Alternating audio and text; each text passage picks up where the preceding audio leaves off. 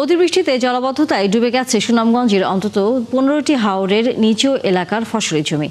অসময়ে হাজার হাজার হেক্টর জমির ফসল হারিয়ে দিশেহারা কৃষক। সুনামগঞ্জ কৃষি সম্প্রসারণ অধিদপ্তরের অতিরিক্ত উপপরিচালক ফারুক আহমেদ বলেন, জেলা সদর শান্তিগঞ্জে দিরাই, সাল্লা, জামালগঞ্জ, ধর্মপাশা উপজেলার বিভিন্ন হাওরের হাজার হাজার হেক্টর জমির বড় ফসল ক্ষতিগ্রস্ত হয়েছে। এদিকে বৃষ্টি অব্যাহত থাকলে আর পাহাড়ি ঢলে শুরু হলে ক্ষয়ক্ষতির পরিমাণ আরও বাড়ার আশঙ্কা রয়েছে। এই অবস্থায় জলাবদ্ধতা ঠেকাতে মাঠ পর্যায়ে প্রয়োজনীয় পরামর্শ দিতে কৃষি কর্মকর্তাদের নির্দেশ দেওয়া হয়েছে বলেও জানান তিনি।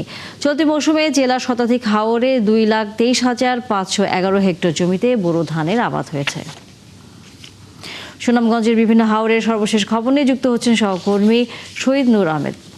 শহীদ, হাওরের দুর্যোগপূর্ণ আবহাওয়ার খবর আমরা বলছিলাম, আপনি যেহেতু সেই এলাকায় আছেন, আবহাওয়ার সর্বশেষ খবর জানানোর পাশাপাশি কি ধরনের ধানের ক্ষতি হতে পারে যদি এই অতিবৃষ্টি হয়?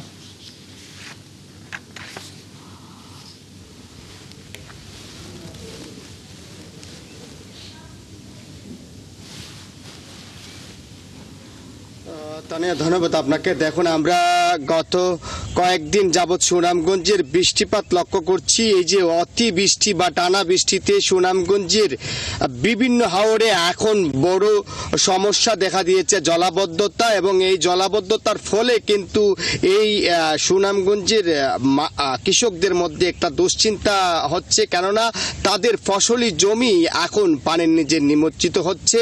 প্রতিদিন বৃষ্টি হচ্ছে এবং আমার ঠিক পেছনেই দেখতে পাচ্ছেন যে এখানে বিস্তীর্ণ এলাকার ফসল আসলে ডুবে গেছে। কৃষকরা এই ফসল তারা গড়ে তুলতে পারবেন কিনা সেটি নিয়ে অনিশ্চয়তা, কেননা এই ফসল একেবারে কাঁচা অবস্থায়, মাত্র তাদের জমিতে ধান আসা শুরু করছে চারা গাছে, এর মধ্যেই অতিবৃষ্টিতে ডুবে যাচ্ছে। আমি কৃষি বিভাগের সাথে কথা বলার চেষ্টা করেছিলাম।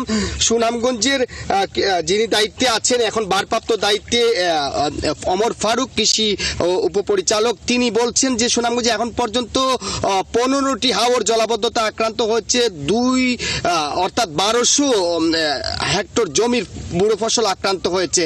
তবে আমরা মাঠ পর্যায়ে যত কৃষকদের সাথে কথা বলেছি, তারা বলছেন এর পরিমাণ কয়েক গুণ বাড়তে পারে, কেননা মানুষ এখনো তাদের ফসল নিয়ে শঙ্কিত। আমরা কথা বলেছিলাম জেলা প্রশাসক ডক্টর মোহাম্মদ ইলিয়াসের সাথে, তিনি বলেছেন যে তারা যেসব নিচু এলাকায় আক্রান্ত হচ্ছে সেটি বাঁধ কেটে সেগুলো বের করার ক্ষেত্রে স্থানীয়রা চেষ্টা করছে। তারাও নির্দেশনা দিয়েছেন উপজেলা পর্যায়ে। এখন পর্যন্ত আসলে যেহেতু নদীর পানি বৃদ্ধি পাচ্ছে, আজকে মাত্র 4 মিলিমিটার বৃষ্টিপাত হলো, ভবিষ্যতে বাড়তে পারে, এই সংখ্যায় তারা দিন কাটছে।